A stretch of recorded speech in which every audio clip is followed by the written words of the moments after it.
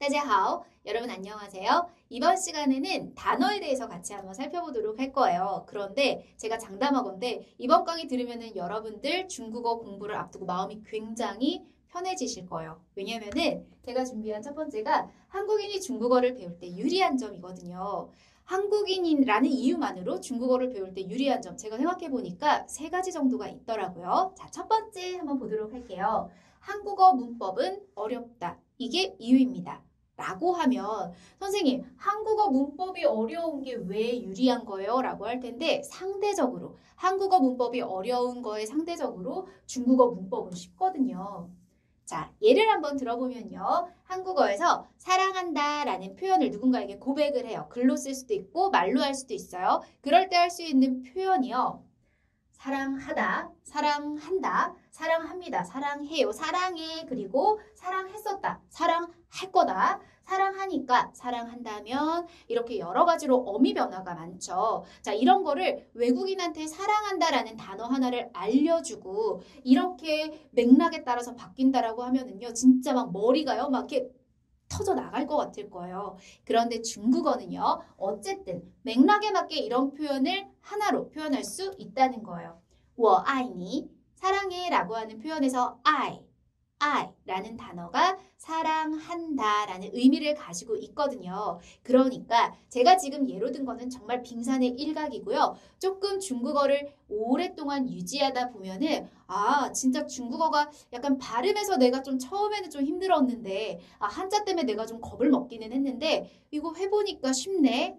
혹여 영어보다 쉽네? 라고 말씀하시는 분들 정말 많아요. 그러니까 조금 길게 보고 가보도록 해요. 자, 두 번째 한번 보도록 할게요. 자, 두 번째는요. 배울수록 한국어 어순과 유사하다라는 거예요.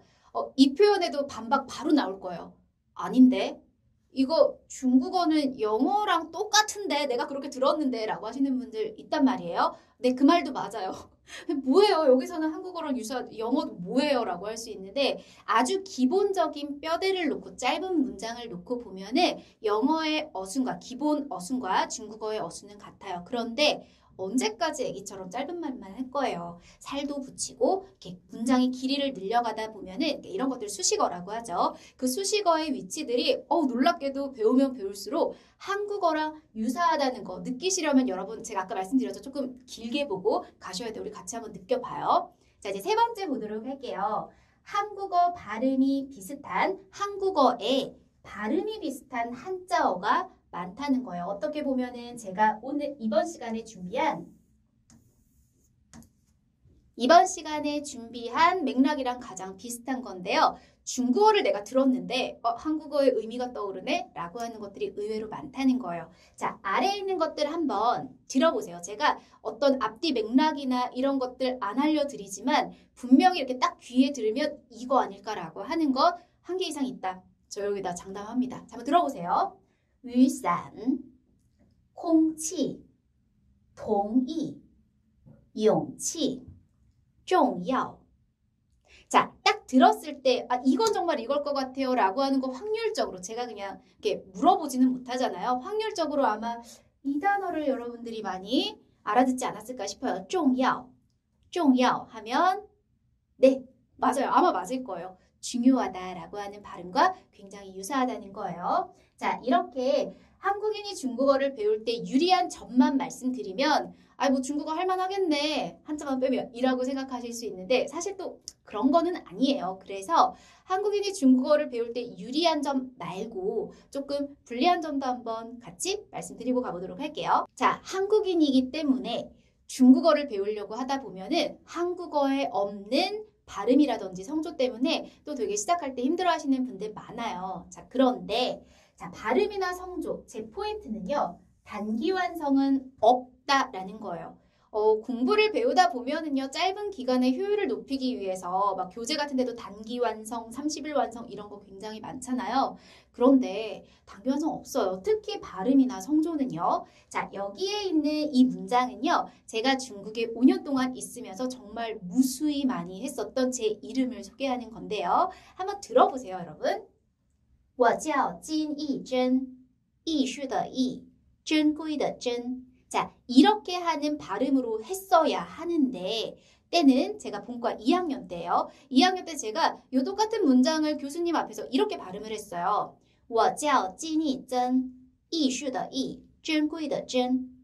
자, 아마 여러분들은 그 뭐 아까 말한 거랑 지금이랑 뭐가 다르지? 라고 하실 수 있는데요. 어떤 발음의 차이가 있었냐면 이름의 예진에 해당하는 이 쩐이라는 발음을 앞에서 얘기할 때는 쩐이라고 발음을 하고요. 뒤에서 얘기할 때는 쩐이라고 발음을 한 거예요. 이 발음은 옳지 않은 발음이거든요. 제가 무려 2년 동안 이름을요 잘못 말하고 다녔던 거예요. 그 교수님이 콕 집어서 얘기를 해주시니까 얼마나 제가 부끄러웠겠어요. 자, 여기서 말하는 포인트는요. 아, 이 Z 발음이랑 ZH 발음은 구분하기 어려운 거구나. 아, 이게 아니고요. 제가 중국어를 학습한 지 그것도 이제 언어 환경이 중국인 곳에서 학습을 했을 때도 2년 차가 되었을 때 발음의 완벽함, 완성은 없었다는 거예요. 그러니까 여러분 제가 누누이 말하지만 길게 보고 가세요. 짧게 보면은 힘들어요. 누가요? 여러분이 힘드신 거예요.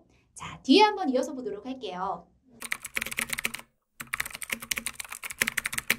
저명한 언어학자 스티븐 크라센이라는 분이 이런 말씀을 하셨어요. 외국어 습득을, 언어 습득을 위한 최적의 인풋은 무진장 재밌어야 한다. 바로 이 재미라는 얘기를 했는데요. 여러분, 공부를 하다 보면은 조금 잘하고 싶은 욕심이 나는데 이게 조금은 괜찮은데 과하게 욕심을 낼 때가 있어요. 아까 말씀드린 것처럼 단기 완성이라든지 내가 정복해버릴 거야 같은 그런 마음인데요. 그런 마음을 먹으면은요. 일단 되게 막 고통스럽고 하기 싫어져요. 왜냐하면 완벽이 어디 있어요. 그냥 좀 나아지는 것뿐이죠. 그러니까 여러분들이 이 재미의 끈을 놓치지 않을 정도의 연습, 안 할 정도의 학습 목표량을 잡으셨으면 좋겠습니다. 이거는 비단 뭐 언어 습득에만 통하는 게 아니고요. 살아가는 데도 다 그런 것 같아요. 재밌게 살아야죠. 그쵸? 자, 이어서 마지막 하나 더 보고 가도록 할게요. 오프라인에서 저랑 학습하시는 분들은요. 이 얘기 진짜 많이 들어요. 발음과 성조는요, 정복하는 것이 아니라 익숙해지는 것이다. 자, 아까 전에 제가 이름을 예로 들었던 거랑 마찬가지로요. 중국어를 하는 학습 기간에 따라서 내가 오늘보다는 이때 더 익숙해질 거라는 거. 그 말은 곧 잘하게 된다는 거거든요. 그러니까 여러분들이 중국어를 조금 길게 유지하다 보면은 잘할 일만 남았지 못할 일은 없다는 거예요. 그러니까 마음 조금 편하게 먹고 갔으면 좋겠어요. 자, 오늘 수업 이번 수업으로 다시 돌아와서 단어에 대해서 제가 정말 여러분들한테 알려드리고 싶은 거는요. 이게 마음에서 이렇게 이 중국어 발음 내가 이렇게 들었는데 한국어 문장이 떠올라, 한국어 단어가 떠올라라고 하는 게 있으면은 또 나름대로의 재미나 희열을 느낄 수 있거든요. 몇 가지 단어 준비했는데요. 같이 한번 보도록 할게요. 자, 보시면은요. 들으면 느낌이 와요. 네요. 첫 번째 단어 발음 한번 들어보세요. 准备 자, 准备라는 단어 들으면 딱 떠오르시는 분들도 있겠지만 약간의 제가 좀 언어 환경을 좀 말씀을 드려볼까요? 여행을 가려고 해요. 이것저것 챙기고 있어요. 准备라는 단어가 들렸다면 그쵸? 그러면 준비라는 거랑 매칭이 좀 되실 거예요. 자, 두 번째 단어 한번 볼게요. 欢迎 자, 마찬가지예요. 의미를 제가 그냥 바로 알려드리지 않는 거는 딱 아, 이거다 하고 떠오르시는 분들도 있을 텐데 조금 더 저의 설명이 필요하신 분들도 있을 것 같아요. 만약에 여러분들이 중국을 가셨을 때 가게, 상점, 음식점 이런 데를 들어간다면 종업원이 이렇게 허리를 숙이거나 이렇게 손을 이렇게 하면서 환영이라고 얘기를 할 거예요. 아, 나를 환영하는구나 라고 이해하실 수 있겠죠. 환영, 환영이라는 발음 비슷해요. 자, 이어서 한번 보도록 할게요. 公园 자, 마찬가지예요. 그냥 바로 하시고 싶으시죠? 자, 제가요. 저희 집 옆에요. 이렇게 작은 공園이 있어요. 라고 한다면 그쵸. 100% 그거 공원, 공園이라고 연결하실 수 있을 거예요. 자, 이제 마지막 한번 보도록 할게요. 3음절 처음으로 나오죠? 图书馆 자, 이것도 마찬가지예요.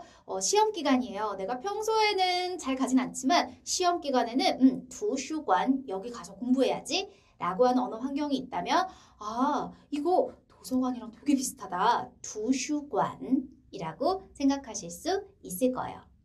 자, 이어서 외래어 중에서 들으면은 아 이거구나 라고 할 수 있는 것 제가 퀴즈로 하나 만들어 봤는데요. 먼저 읽기 전에 중국에서 외국어를 이렇게 번역을 하는 과정에 있어서는요. 두 가지 방법이 있어요. 발음을 듣고 그대로 옮기는 음역이 있고요. 의미를 해석을 해서 하는 의역이 있어요. 자, 여기에 있는 이 단어는요. 두 개를 다 같이 쓴 거거든요. 한번 들어보세요. 미니群, 미니群. 자, 이 단어에서 제가 의미를 해석한 건 알려드려야죠. 왜냐하면 그건 들어서 우리가 유추할 수 없는 거니까요. 쥔이라는 단어는 치마를 뜻해요. 의상 중에서 치마를 뜻하고요. 치마는 치마인데 미니쥔 느낌 딱 오시죠? 네, 맞아요.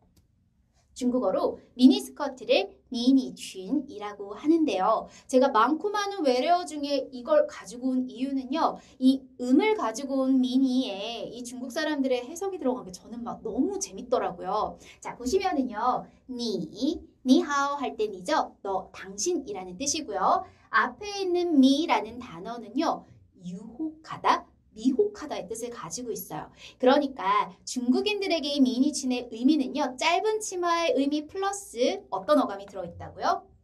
당신을 유혹하는 치마. 자, 이런 식으로 단어의 의미를, 한자의 의미를 스토리를 듣고 나서 들으면은요. 절대 잊어버리지 않으실 거예요. 아마 오늘 여기에 있던 많은 비슷한 단어 중에서도 마지막에 있는 미니친 가장 임팩트 있지 않을까 싶습니다. 어쨌든 중국어를 학습하는 데 있어서 비슷한 한자어가 이미 우리말에 많다는 건 굉장히 도움이 되는 일인 것 같아요. 자, 여기까지 이번 시간 단어에 대해서 살펴봤습니다. 再见!